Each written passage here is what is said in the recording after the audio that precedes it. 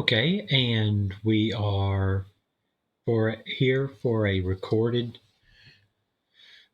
session having to do with October 14th through October 16th. And the reason it's 3 days rather than two is just because there were the one class met only one day, and because it alternates, there was an extra day in the week for, I believe it was the gold classes. I can't be sure. Nope, it was the blue classes that met. So even though this stretches out a little over a normal day, there was one little wrinkle that was different. I don't believe all classes got to do quite the same thing. So if you will look in your own class to see if you had a discussion question that you were supposed to respond to, we'd want you to do that.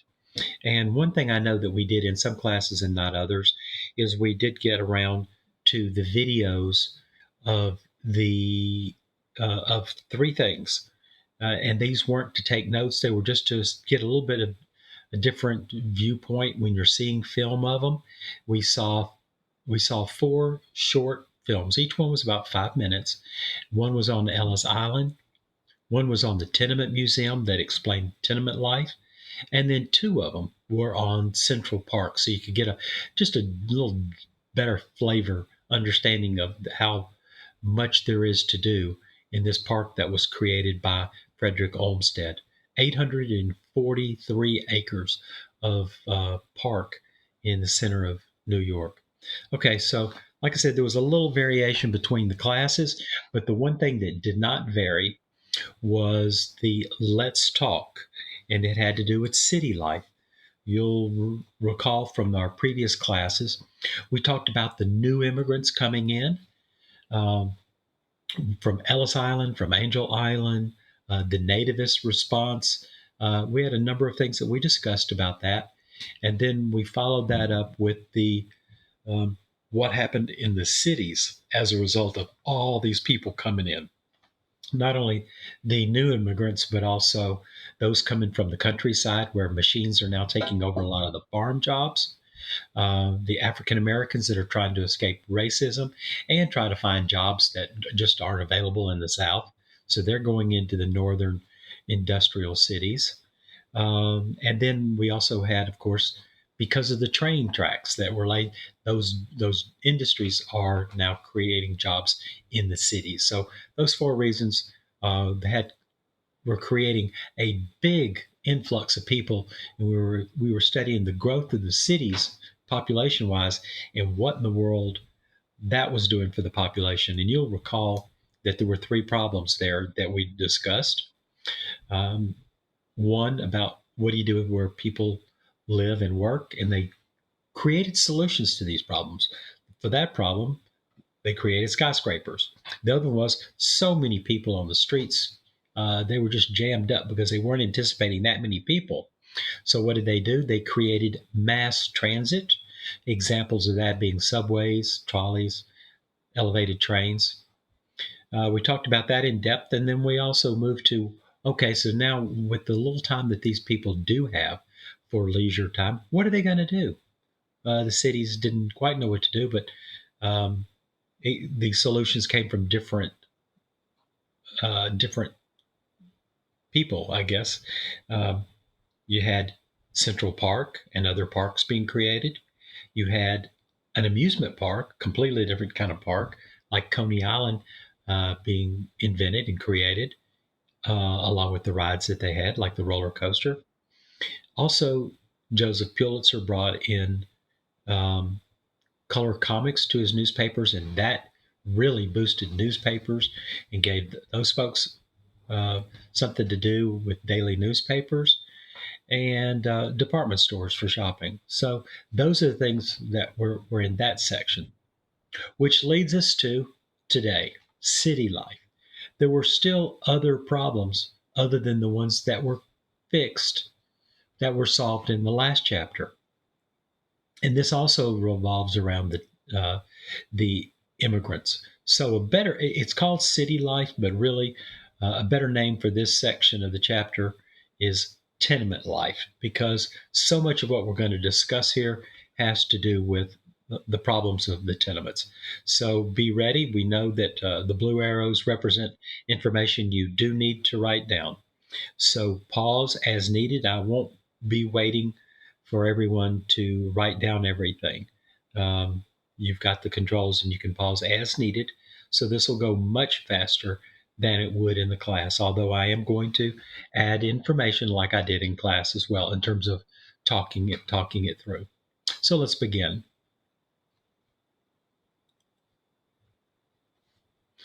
Okay, so we pretty much pick up here with the text of what I just said. Despite new parks, department stores, mass transit, and skyscrapers, that only solves some of the problems. Cities just were not ready for this kind of population growth. I compared it to our school, Sims Middle School. What in the world would we do if suddenly there were three times more students instead of 1,500 like there were in the school last year? Suddenly there was 4,500. It'd be a great school, but it wasn't built to handle that many. And that's what cities were looking at in this case.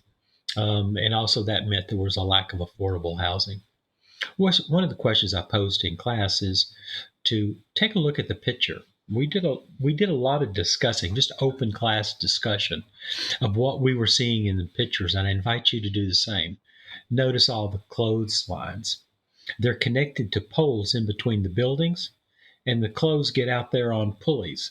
And this has got to be quite obvious that it is in the days before washers and dryers. And back then, this was really the only option, unless you somehow had a little mini line in your room, which I don't think, as crowded as the tenements were, that wasn't gonna work. But it's an interesting picture.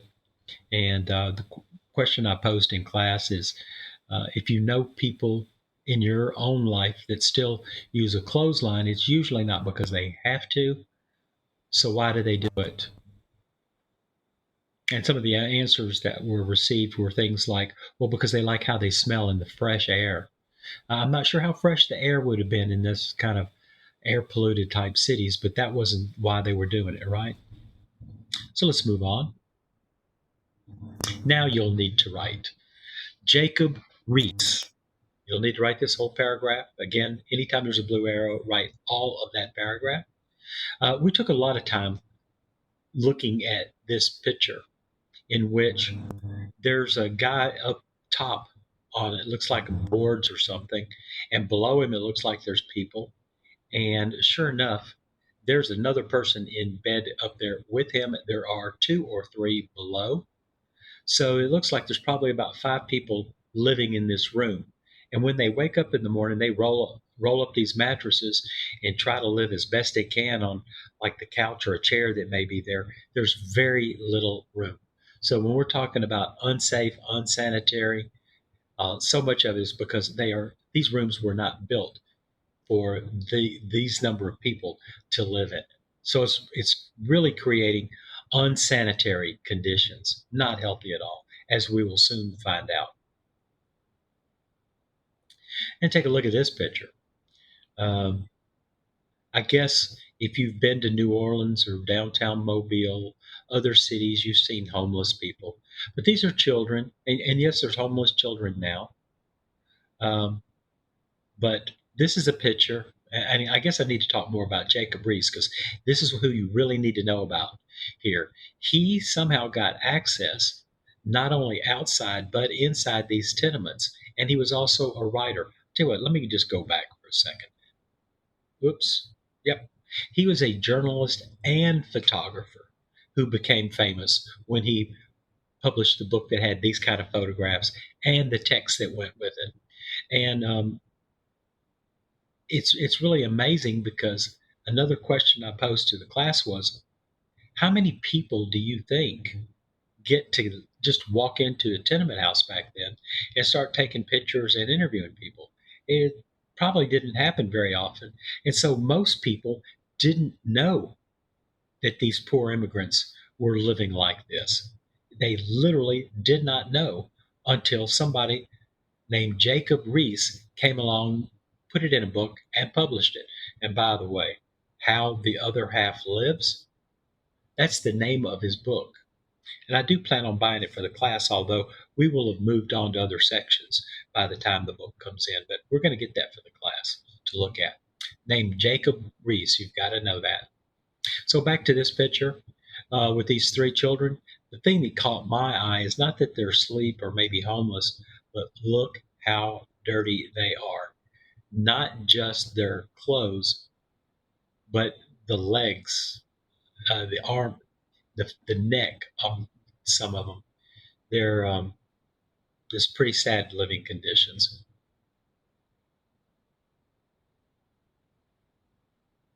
And this was a mistake on my part. I thought I'd put a different picture in there, but it's the same one as earlier. And here's a picture of a guy that looks like, I mean, this almost looks like a shed out behind somebody's house, doesn't it? And somebody in one of the classes thought there was somebody coming in through the roof. Do you see to the left? But what we determined was on closer inspection was this guy's boots he's got hanging from the ceiling there. It's not somebody coming in through the roof or falling through the. But take a look at the conditions here. How horrible! It just looks like old feed sacks you'd feed animals from and buckets and stuff sitting here. This is where somebody actually lives. And at first I thought that poor old man, but then I realized he's probably half my age. But when you're living in these kind of conditions, it ages you, doesn't it? You probably know somebody, you probably know people that if they've had very hard lives, they look older than they really are. So I'm going to guess that's what's happening in this picture. All right, now this one again, after I go through this very quickly, you're going to need to make sure all of this is copied down, except for the one little bullet in the middle that doesn't have a blue arrow. So why was everything so unsanitary? We'll take a look at that. No garbage collection. Can you imagine if garbage wasn't collected from your house? Now, a lot of you live out in the country and you say, well, we'll probably just dig a hole, a big deep hole or something, have a garbage pit or something. People in the country used to have that. But remember, we're talking about crowded cities. There's no place to dig and put stuff and cover it up with dirt or anything like that. You're surrounded by concrete and other buildings.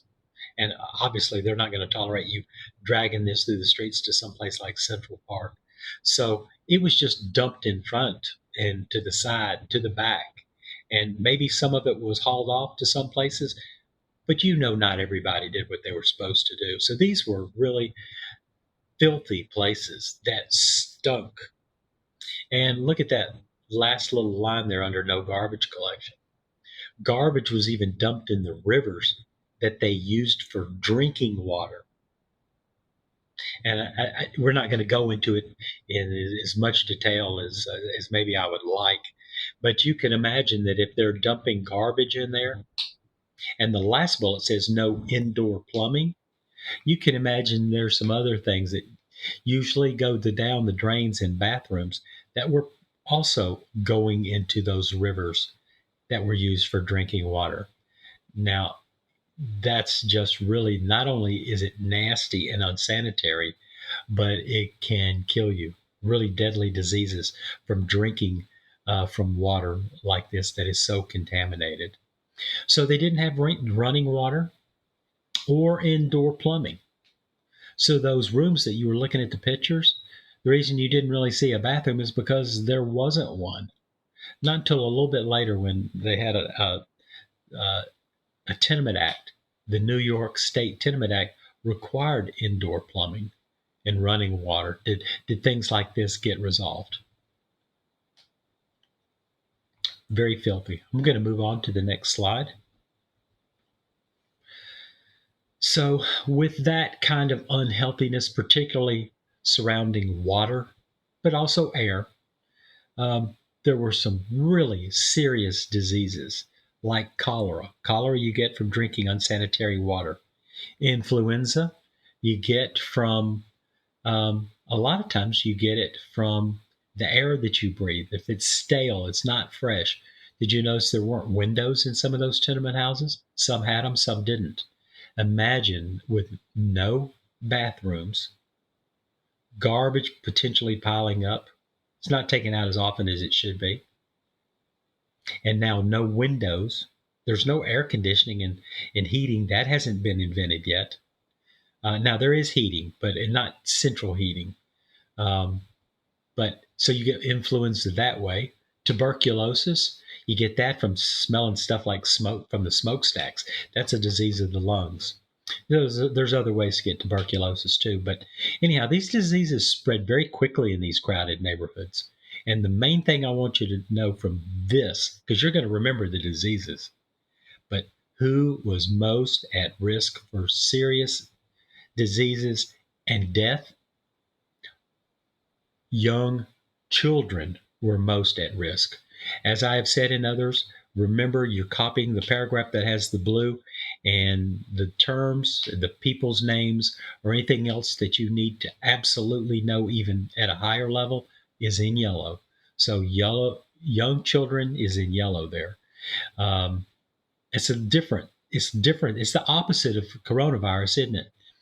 With coronavirus, everybody can get it. Young, middle age, older, and any age can die. We've had infants die, but the people who are most at risk are the elderly when it comes to coronavirus. It is the opposite with the diseases of tenement life. It's striking children who have not yet built up an immune system yet. So this is really evident in the charts at the bottom. The chart on the left, look at that. Life expectancy at birth. Back in 1900, these people were only expected, if this is for tenement life, they were only expected to live 47 years. And that's if they didn't die as a young child from these diseases. If they managed to get past that, they only lived to be 47 years old. Now, this chart, which is a little old, says that in 2000, the average life expectancy was 76 years. We looked it up in one of the classes, and it looks like it's somewhere between 78 and 81. It varies based on male and female, and these are just averages, of course. But look how much how much longer people live. More than 30 plus years more than they did in 1900. That's a big difference in human life expectancy. What may be even more surprising is look at the chart on the right. Infant mortality. That means infant death rates. For every 1,000 births, for every 1,000 babies that are born, 165 will die before they're 5 years old. 165 out of 1,000, that's a little over 16% of all babies will not reach age 6, and that is so sad. It shows on this chart that it says it's now down to only 7. It would be great if it's down to 0. Unfortunately, some babies are not born healthy, and they don't have a great chance at survival. It is dropped. What I look to see is now it looks like it's dropped to 5.7. So it's dropped a little bit more since then, but 165 then. One last thing is I did skip over it, wanted to go back to it, was that other bullet point. Laws, they had not created laws that made the people who own these tenement houses, they're called landlords, they didn't require them to keep their buildings safe. If you've got a building, that's it. So if there's a fire on the 5th floor, and you didn't maybe build it safely where fire wouldn't spread, well, whatever. It could spread easily back then to the 4th, the 6th, and to the buildings right next door, because these buildings are squeezed in tight, right? So a fire could suddenly wipe out whole buildings and whole blocks of buildings. Very unsafe. So those are some of the reasons why tenement life is unsafe. I didn't put it on here, but it's important that you know that in these kinds of conditions, not only fires, but there's also crime. You may want to write that down because that is important. But I thought that would be pretty obvious. You would know that many people crowded in a place that don't have anything, that crime is going to be an issue. Here's another issue. air pollution. This picture I used before, it's a picture of one of Carnegie's steel factories in Pittsburgh. It's in Pittsburgh. Well, one of the guys in one of the classes uh, helped people rem- an easy way to remember that the steel mills are in Pittsburgh. He realized, hey, wait a second, is that why they call the football team the Pittsburgh Steelers? Yes, exactly. Because it's kind of a nickname. The people who work in the steel factories are Steelers, the Pittsburgh Steelers. So that's an easy way to remember. And unfortunately, uh, it's hard to forget that right outside these factories is where people live. And take a look at that sentence there. It says that it was so bad there, the smoke, that they had to turn the street lights on during the day. It's so thick. Now imagine breathing that junk into your lungs. Obvious. It's a pretty obvious why people are dying early of these types of diseases, isn't it? So that is the number one cause of pollution in Pittsburgh. And that will be a question on your test. Just tell you that right now. Just remember the smoke from the steel factories and Pittsburgh, they do unfortunately go together. So here's a summary of the major problems that we talked about. Lack of affordable housing. So that creates poor living conditions. There's no garbage collection, no running water, no indoor plumbing. That results in diseases where so many children, unfortunately, are put at risk and die. There's unsafe buildings because the owners don't have laws that make them do things the right way. And then there's also pollution, not only just pollution of the sidewalks and pollution of the rivers, but in places like Pittsburgh, there is air pollution with the smoke. Okay, so if you're an immigrant, what's the answer?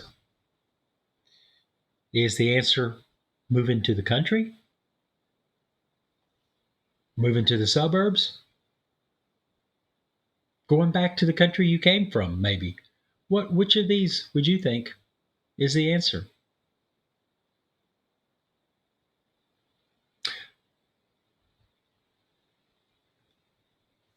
None of these are good answers.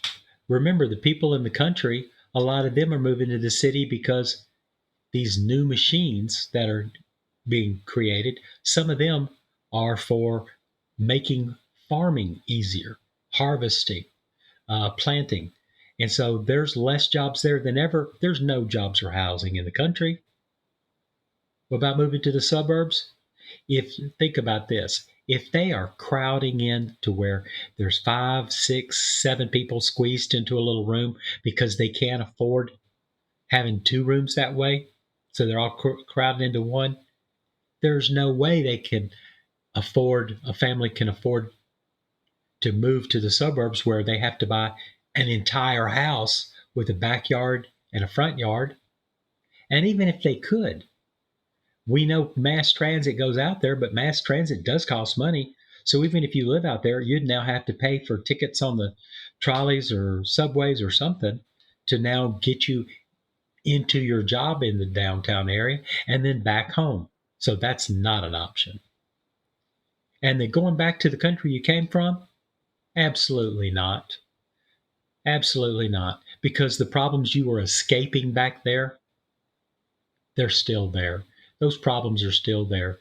Of not having a job in Italy, there's still not a job in Italy. Of maybe having religious persecution in Russia, and you moved here to so you could worship the way you wanted to. That's the same problem in Russia. If for political reasons in Greece or wherever or Hungary, those problems are still there. None of these are the right answer.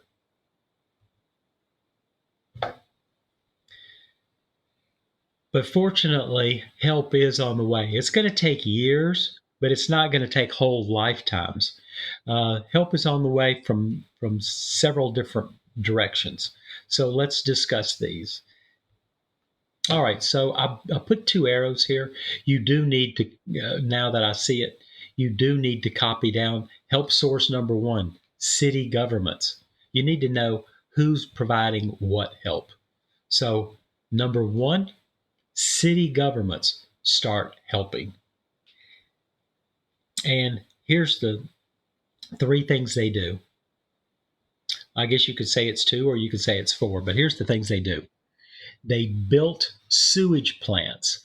That means that, if you go into the bathroom, number two, and it goes down toilets if you have them in your building.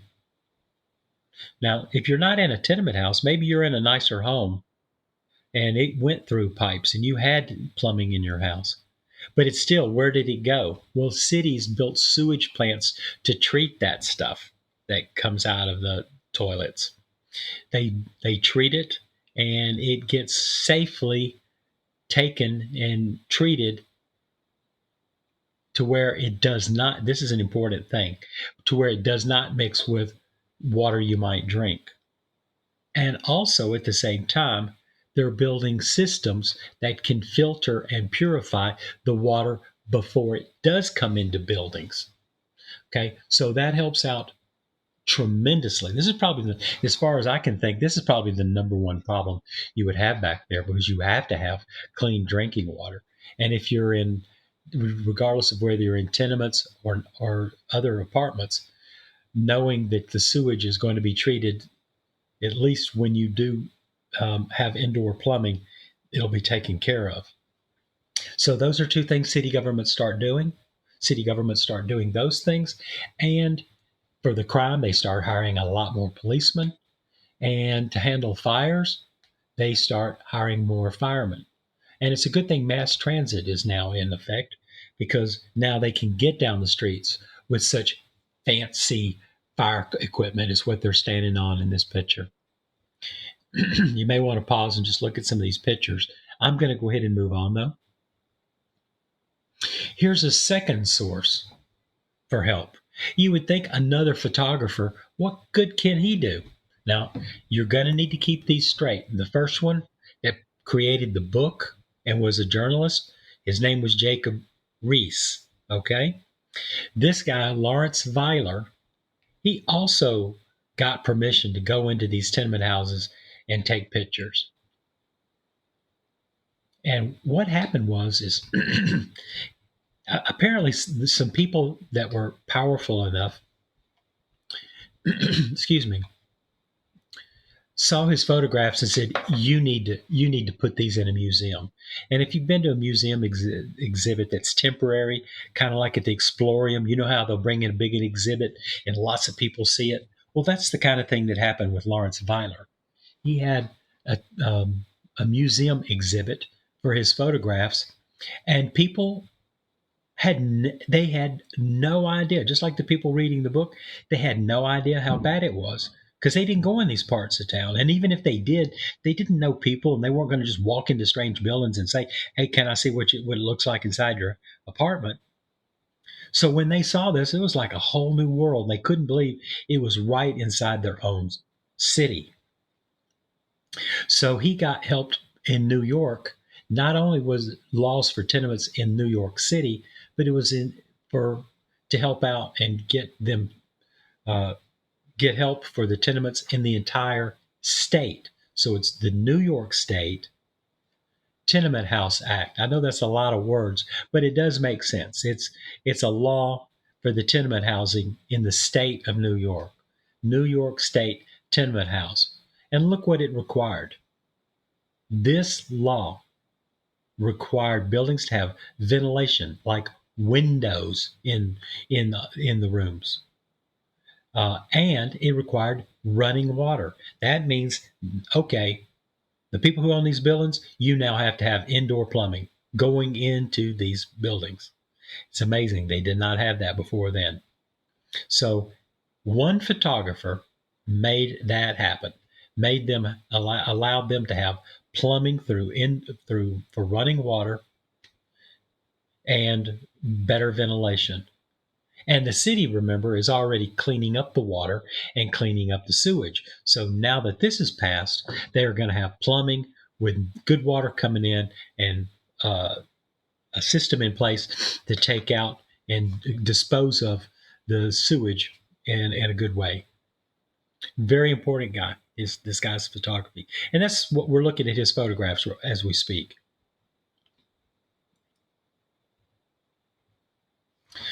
Here's the third and final source of help. And they're called settlement houses.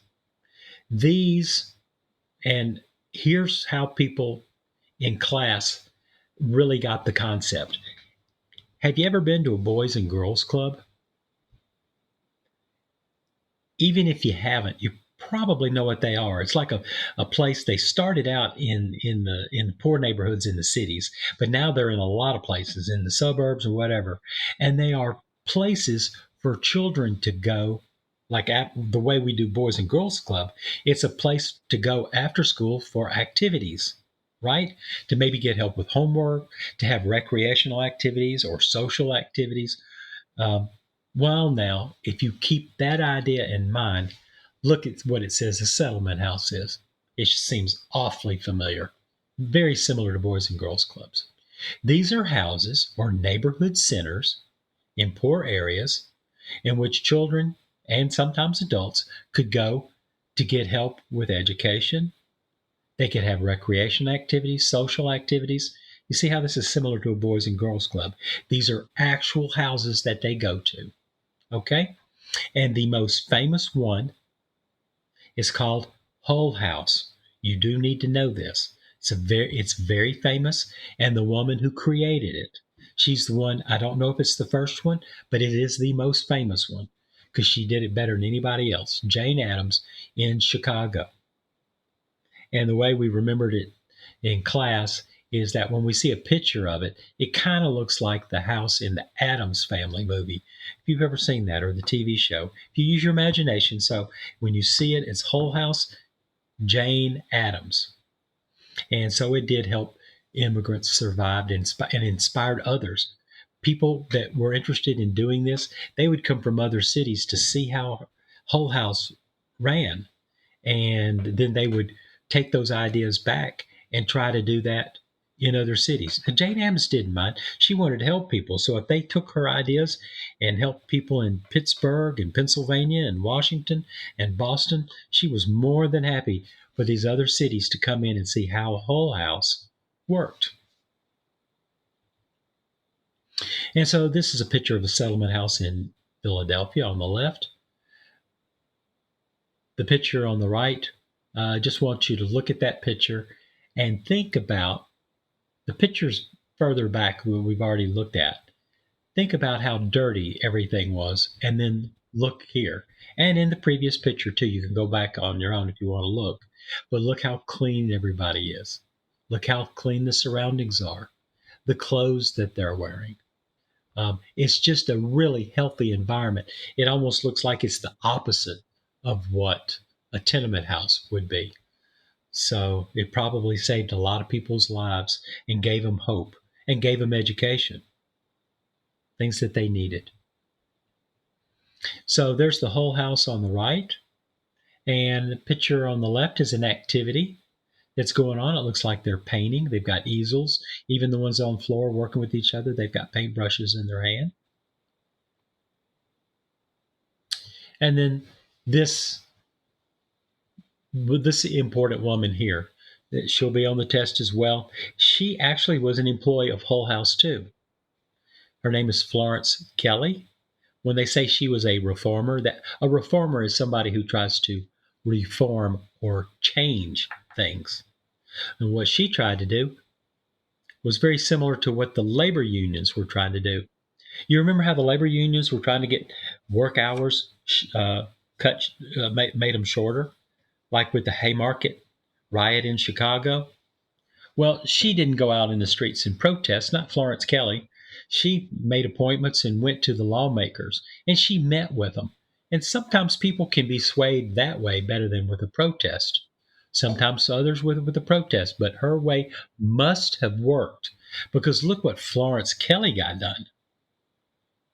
She wasn't successful with and I don't know if she tried to get in the men's working hours cut, but she was successful at limiting women's working hours. And look what else she did. She got it changed where children would not have to work. So you can either credit her or blame her in part for being in school when you're in school because you don't have to work in a factory. And big thanks go to Florence Kelly. So in this chapter, I know it's going to be easy to remember some of this, but I'd be concerned that you don't get them confused. Jane Addams created Hull House. Florence Kelly also worked there, but she is the one who also got the laws changed for working hours for women and prevented children from working. Okay, so that's some of the additional problems that arose having to do with, it said city life, but I think you'll agree it's tenement life in large part. Um, so you've got the two women straight, hopefully, and the two photographers. Don't get them confused. Jacob Reese is the one who's also a writer, Reese writer, and he publishes a book. I'm saying it that way so you can hear that. Maybe that's a hint. Reese writer. And the other one is Weiler, and he's the one who had the photography exhibit that got the indoor plumbing, basically. Let me make sure I got the right wording since I said it. It's the running water, but you have to have the indoor plumbing, right, for the running water to go in and better ventilation. All right, so that ends today's um, recorded lesson, and you'll need to study this for the tests that you have either on Monday or Tuesday. So, best of luck, study this, and go over your notes from the previous two sections on immigrants and the growth of cities and how they solve those problems. And that will conclude today's lesson.